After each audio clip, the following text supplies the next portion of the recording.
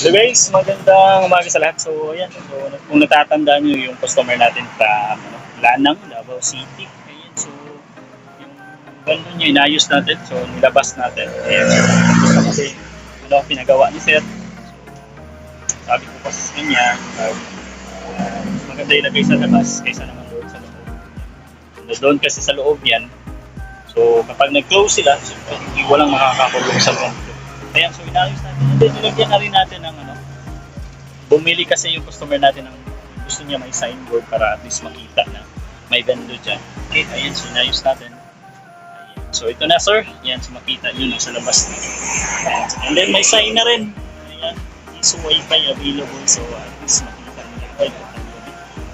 So ayan sir. Ayan. So ayan sir, ano ko na? Then tapos ko na, sinetap ko na rin yung sign mo na piso wifi available. Ayan, so inayos natin.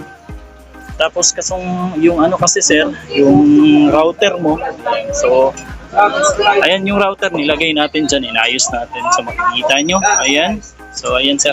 So dyan ko nilagay kasi hindi kasi abot doon yung LAN cable na 10 meters. Ayan, so masyadong kasi taas. Ayan, so ayun sir. Ayan. Dito yan kanina, so kinuha ko doon kasi mas mataas pa yung yung connection mo, yung LAN cable from yung sa main mo papunta diyan. So ayan, mataas pa kasi. So ayan, so diyan ko nilagay yung yung router. Ayan. So ayan, okay na yan. So, nandun siya. Ayan sir.